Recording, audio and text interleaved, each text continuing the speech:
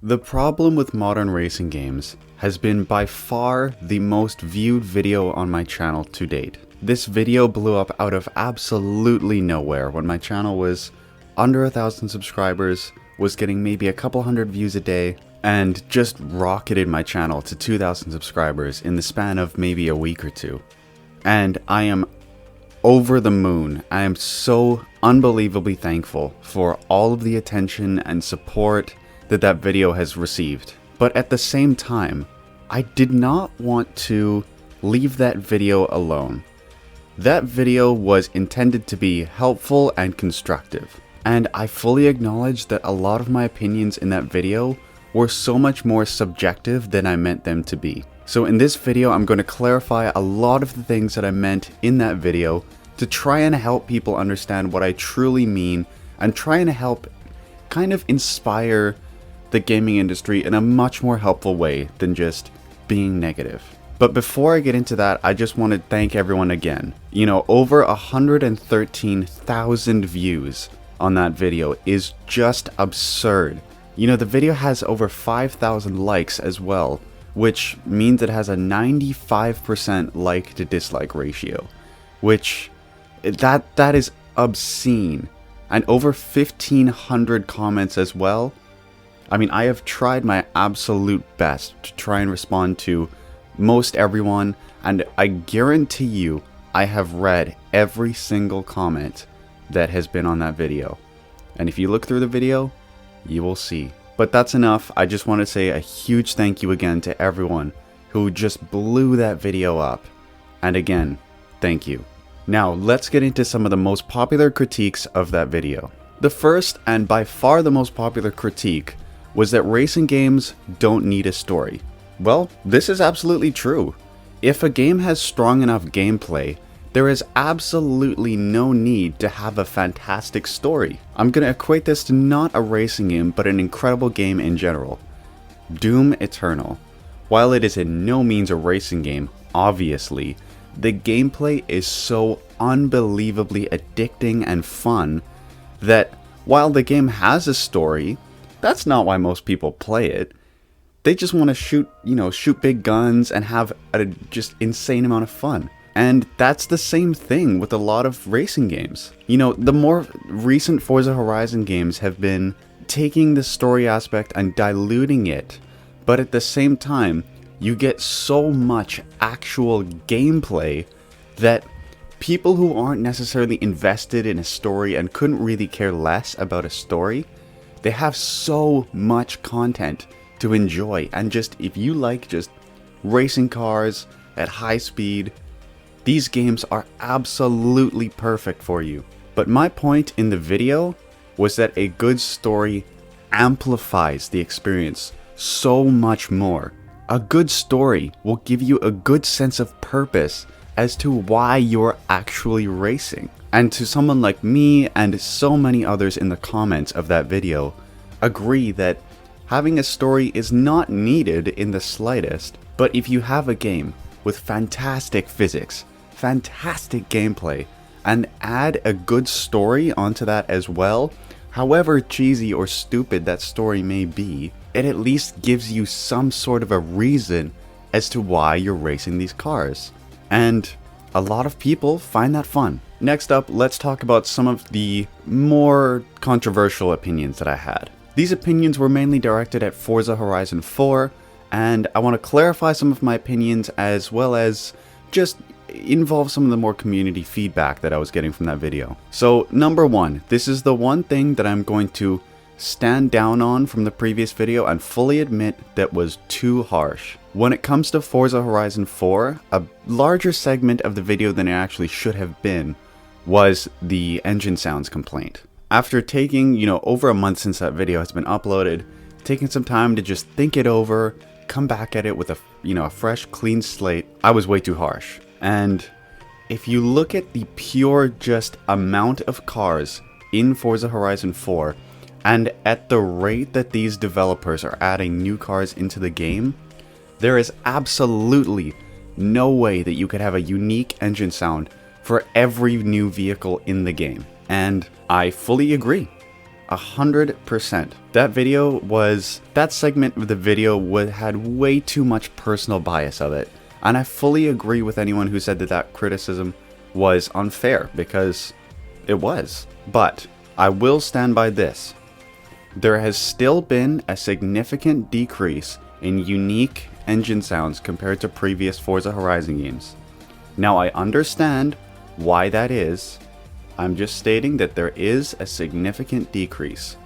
There's an excellent video that came out recently comparing Forza Horizon 2's engine sounds to Forza Horizon 4's, and I highly recommend you go watch it. Now, to leave the engine sounds alone, I'm going to leave with this final statement. I personally enjoy games with a smaller car list, but much more attention to detail being paid to every car. But I 100% respect and understand if anyone wants a 1,000 car list, ridiculous amount of cars, so you have so much variety and options to choose from, but slightly less attention paid to engine sounds and little things with the interiors.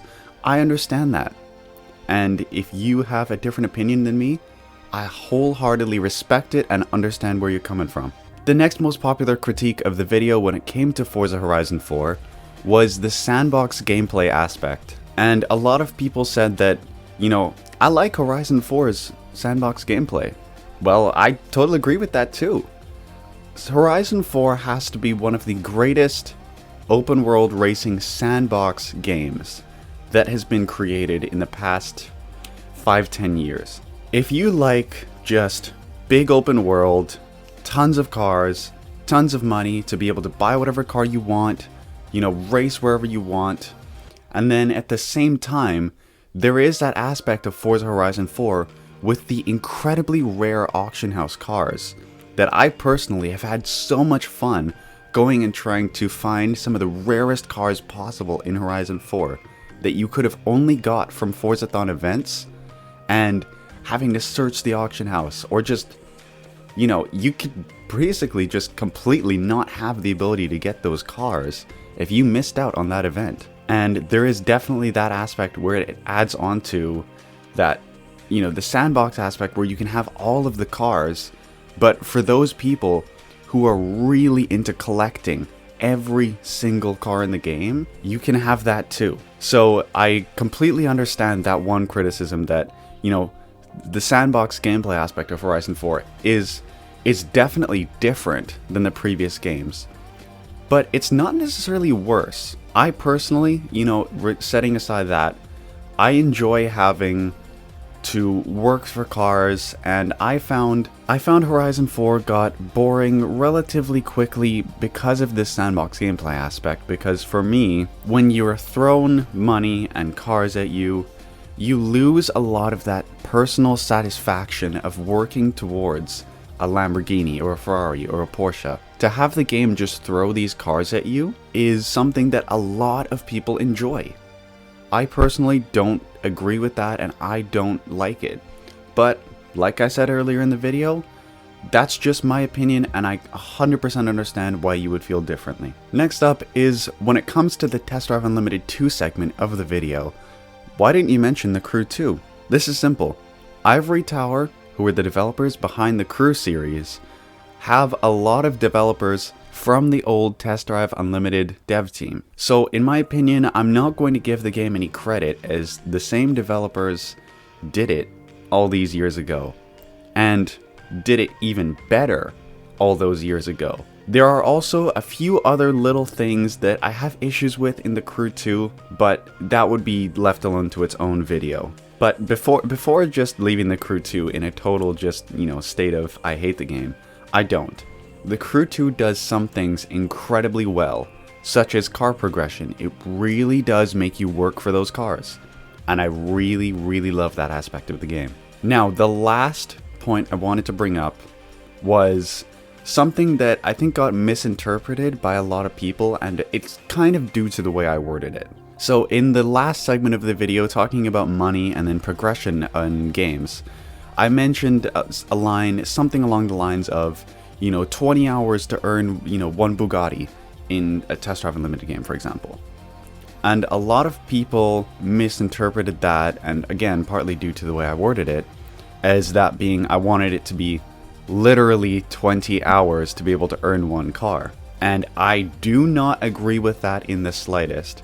20 hours was an exaggeration, and I felt like I didn't make that clear enough in the video. The segment of showcasing that was supposed to be me kind of explaining how I prefer to, instead of earning your Lamborghini or your Bugatti in 5-10 minutes, I'd like to really be able to put in that work and, earn it legitimately and get that satisfaction of saying, like, finally I earned the Bugatti in, Test Drive Unlimited or, Forza, right? Like, I wanted to showcase that aspect of it.